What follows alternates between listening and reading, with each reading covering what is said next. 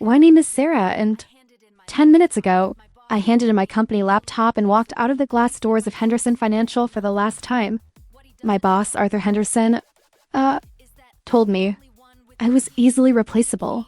He told me that my 3 years of 80-hour weeks were just part of the job. And when I finally asked for a raise to help my mother pay for her heart surgery, he laughed. He didn't just say no. He fired me on the spot. He told security to escort me out like a criminal. But Arthur forgot one very important thing.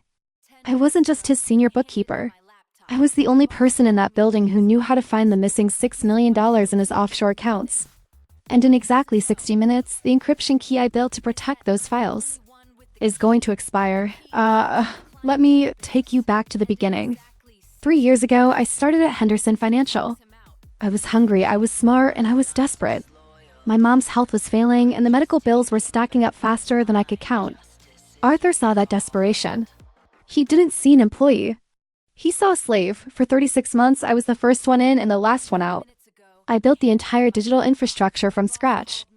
I cleaned up the messy books that the previous accountants were too scared to touch.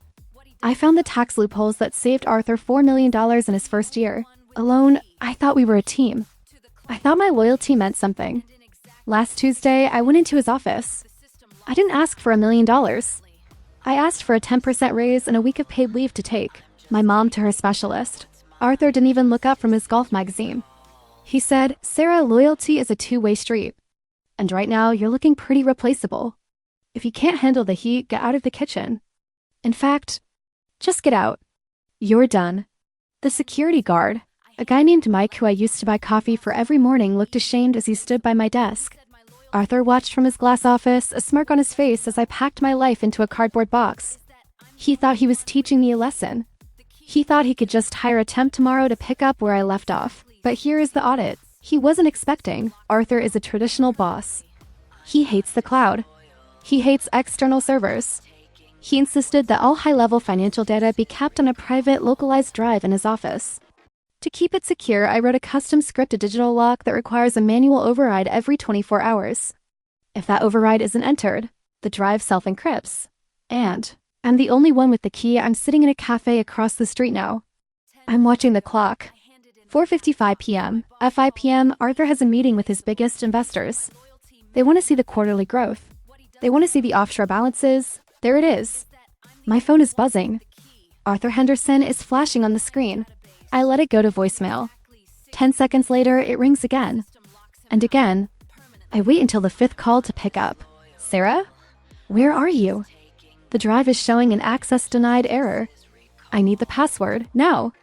I take a slow sip of my latte. "Hello, Arthur. I thought I was easily replaceable? Surely the new temp can handle a simple access error. Don't play games with me." He screams. I can hear the panic in his voice.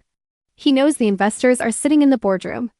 If I don't get into those files in the next 5 minutes, the merger is dead. I'll sue you for everything you have. Sue me for what? I ask calmly. I didn't steal anything. I didn't delete anything. I simply stopped working. Since I'm no longer an employee, I don't have the loyalty required to maintain your private server for free. What do you want? He hisses. My mother's surgery costs $100,000, I say. My severance package for 3 years of unpaid overtime is another $50,000. And since I'm now a private consultant, my hourly rate for a system recovery is $5,000. Upfront, through a verified wire transfer. That's extortion. No, Arthur, I reply. That's the market rate for someone who isn't replaceable.